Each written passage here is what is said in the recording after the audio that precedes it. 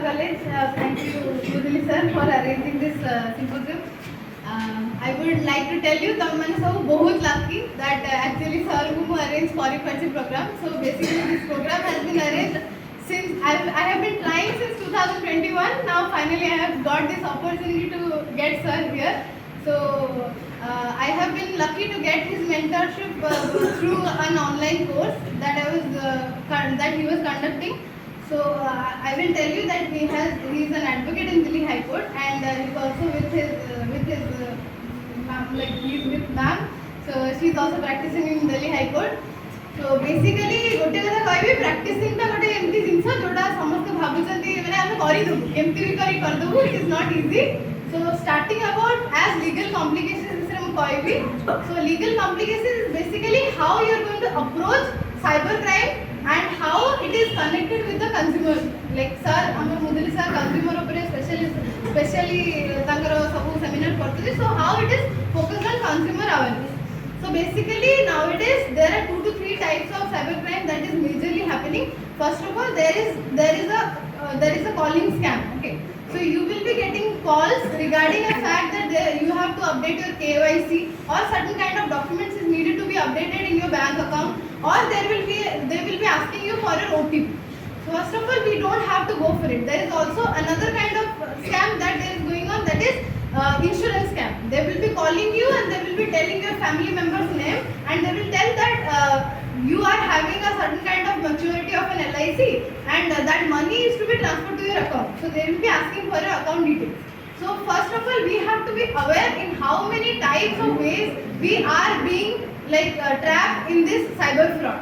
So as a consumer, first of all, let's take us with the definition. I'm not going into the details of the section definition, but the definition in itself says if you are purchasing any good or you are availing any service. Those are the two major parts. Okay, so purchasing of a good or availing of a service. Now, how are we including the cyber fraud in the part of that availing of services? See, banking services and using of phone, that is their internet. So there you are availing the services.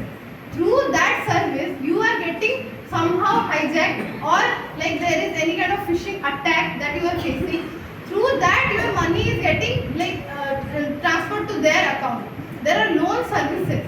Okay, another way, that is loan services. You will have not downloaded by yourself, but there will be a third-party app link which if you press on that link, then that app is downloaded in the form of an APK. So that APK file also has the power to go through your contact information and all the details. So after that, when you are allowing any app to be downloaded in your phone, at that time they will have access to your contact information along with your bank details and everything that is saved in your Google, or if it is an iPhone, then there is a iOS. So every detail that is there, that is they get an access to that. So through that access, what they will do, they will start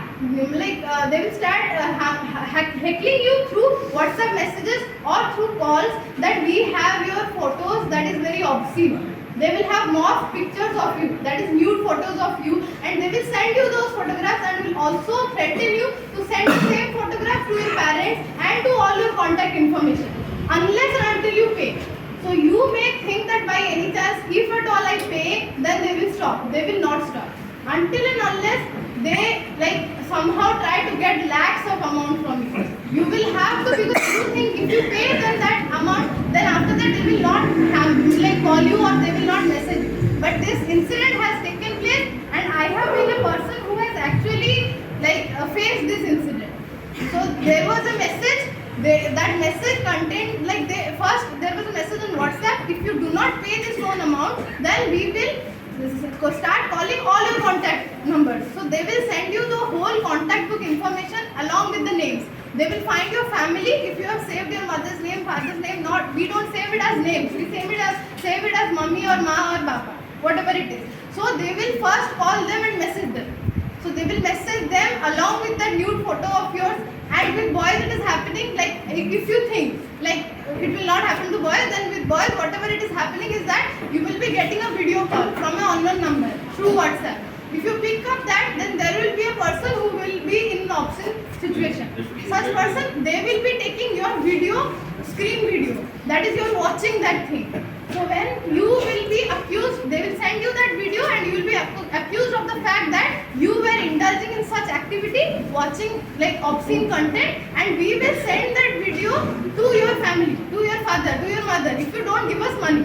So if at all it stays to that, you can at least tell your parents that no, this is a cyber fraud, or this is an offense that is happening. You can at least talk to your parents. But what about others? It is quite embarrassing that the same kind of messages or emails is sent to your contact. You may have a police officer or a teacher or anybody else as your contact, you have saved as a contact. So that same information can go to anyone. So when we are being targeted by such kind of people, we have to be aware. Even if you think you will pay and you will get out of it, you will not. First of all, they will call, they will tell you to pay. Even after paying, they will start calling you randomly, constantly. They will start calling your contact people, and then they will try to get as much money as they want. This is one type. The second type is that nowadays it is common LIC insurance that I told. So they will call you, they will tell you that your father or your mother has had deposited some amount for an insurance, and that insurance is maturing. So we are unable to send that amount to your father's ID or to your mother's ID. So kindly give your bank information. We will send that money to you. Do not say yes to it. Just say we will confirm, or just cut the call. Do not even go into it. And also there are messages which will have links for loan amounts, or there will be approval of loan amount, or you will be getting link for from Telegram. The cyber fraud that is happening is you will be getting a message from your friend's contact number, okay, whose ID has already been hacked. You will be getting a message saying that there are photos of you of your childhood, or hey, there is a thing that I found about you. There will be messages which are very catchy and very disguised. You will not be able to know what is there. So once you click on that link, what will happen? The same message, your Telegram account will be hacked, because it will be opening in a browser and it will ask you for password. When you put your Telegram password, it will send the same message to all your friends.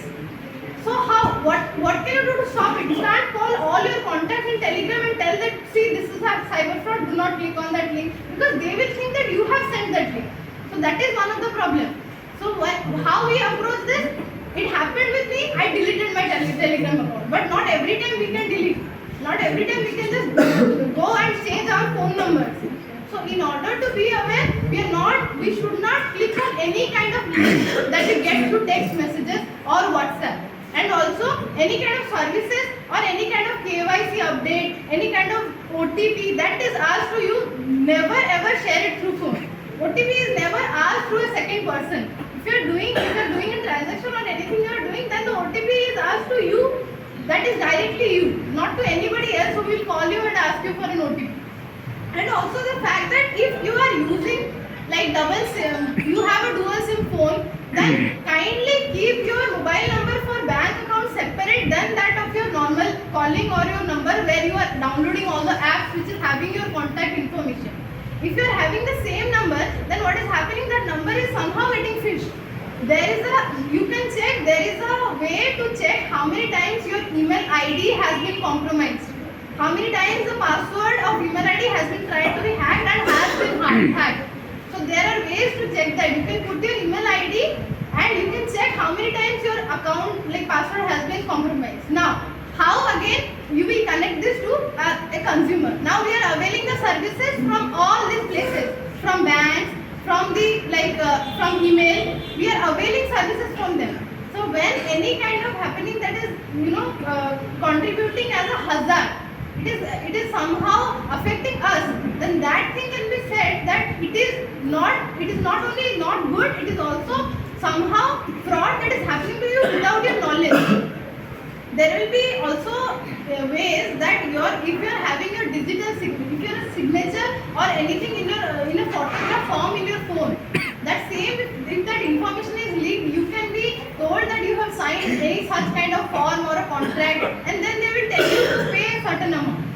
These are the things. There are many other ways. As a consumer, if you are purchasing any good, any kind of service, then you have to be aware. Unless and until, see, there are provisions, there is everything. The procedure is that you approach to the cyber police station, first you give the call to 1930. The problem now is on the implement part, they will not pick up 90% of the time. They will not pick up. Their phone is either busy or it will go just ringing. I have myself called 100 times to get one reply. They have one number. They have one number that, like, you know, that you call.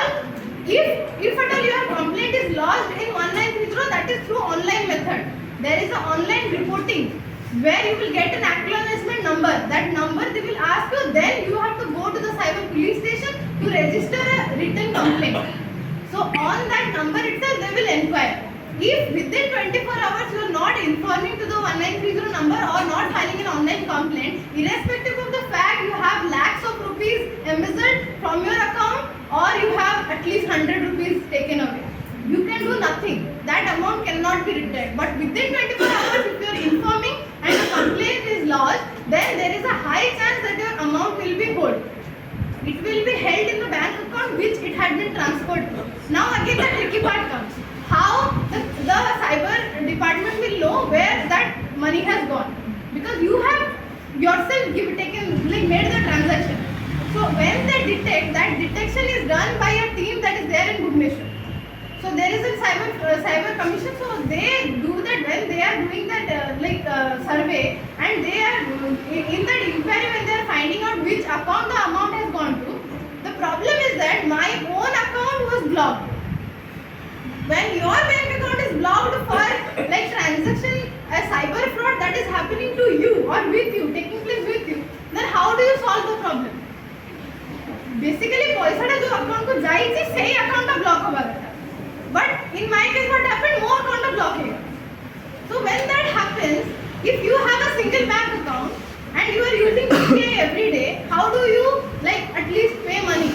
You cannot withdraw the money. The problem is when your account is blocked, bank account, then at that time you will have a debit frozen status. So when that status takes place, you cannot take up any amount. You cannot withdraw any amount. Even if you go to bank, you tell that I am signing, I am myself the person, you will verify that you are the one who has the account. Even after that, they will not give you the amount. Now since October till date, my account is debit frozen. I am unable to use that amount. There were even irrespective of how much money is there, you won't be helped by anyone. The banks, what they will do, they will tell you to approach the nodal officer. That is the cyber fraud department of Mumbai. You have to give them a mail. Now the bank people will tell you that we are not receiving the mail. What you will do? You have to file a case. But the fact is that if you are aware from the first, you don't have to go through all these procedures. You don't have to. You have saved millions of times. You will be saved from wasting your time and energy for this. Irrespective of the fact that we have legal ways to approach for this fraud, we have to first be aware so that we are not trapped in these kind of things. So that is the most important part. Now again the next thing, when now you are calling anybody, there is there is a recorded voice that you are listening. Any kind of person, if they call you and they tell you that somebody of your family is sick, or somebody from your family is in the police station, or anything like that. That is the awareness. See, we have come to the point that every caller is getting, all the information regarding the ways by which cyber fraud is happening. Even after that, we are unable to stop it.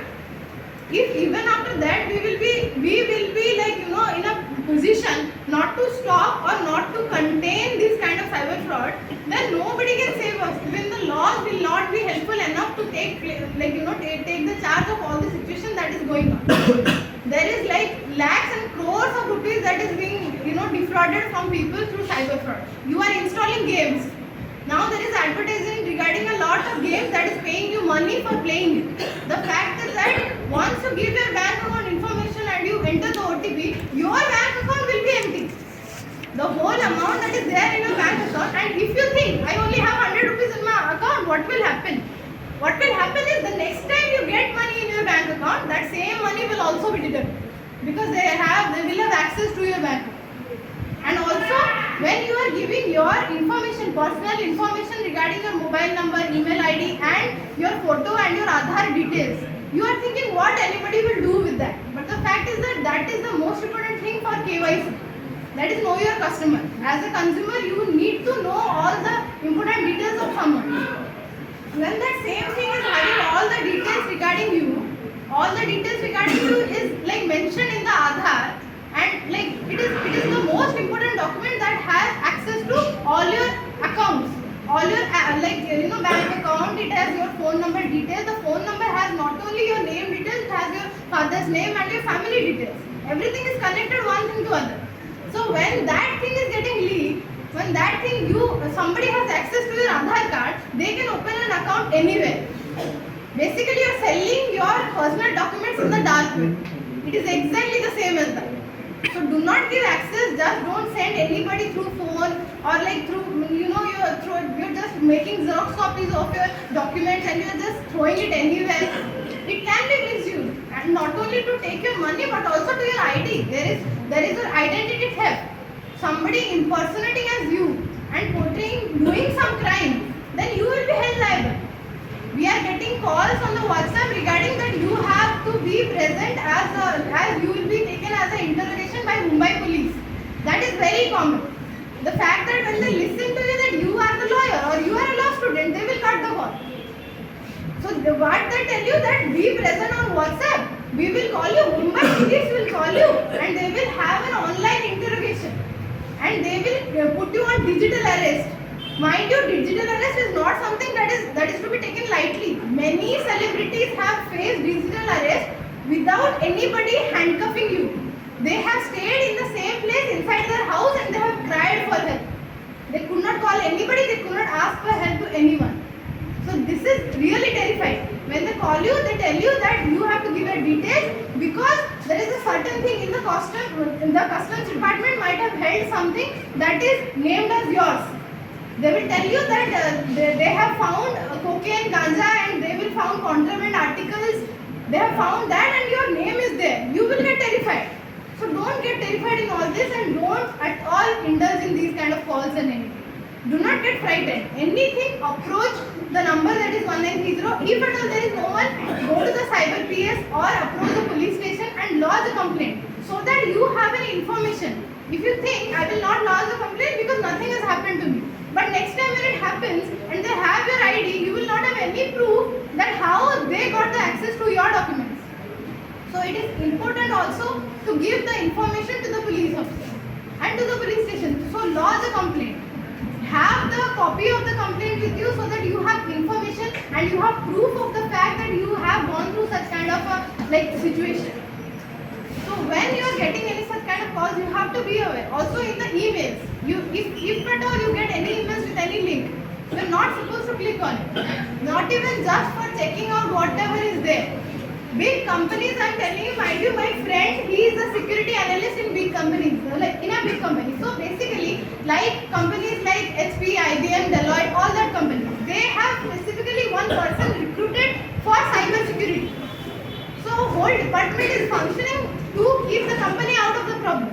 However, the people in the company themselves are engaged in the fraud. When you are clicking any link that is there in the email, you are giving access to the whole company because they are the employees. So like this, when you are giving access anybody to your phone, everything, every kind of data that is there, or not only your information but also all the contact details and all your bank details, your like all your certificates, everything is there. They have the access to everything. So be aware and be safe, and also know how you have to approach to the police authorities or the cyber police or the appropriate authority in the time of problems. When you are facing that kind of thing, do not get afraid. Be logical and accordingly use it. So again, another hats off to you. It's a fact that whenever anybody is traveling, you will be getting calls from people regarding you have taken a loan and you have to repay the loan. The fraud that I was talking about. It specifically happened coincidentally to 3 to 4 people when they were traveling to Berhampur. And it is not coincidence, the same thing happens to 4 people when they go one after the other or even on different dates, different times they travel to there. So basically when you are traveling, there is your phone location is on. So you all know about apps which detect whoever is nearby. So when your information is with the hackers, have all the access to do all kinds of mischief. So you have to be careful about what kind of steps you are taking. Even your phone number should not be shared at places where it is not needed.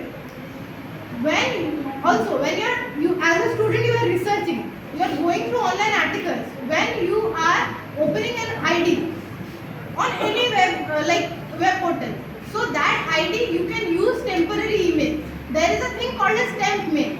You can find it out on email on the Google, and you can use that temp mail. It is available for 1 hour or some odd time.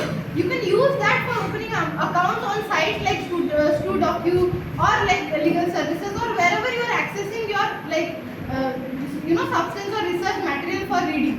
Do not give your email ID and number on websites where it is just asking you for the sake of opening an account.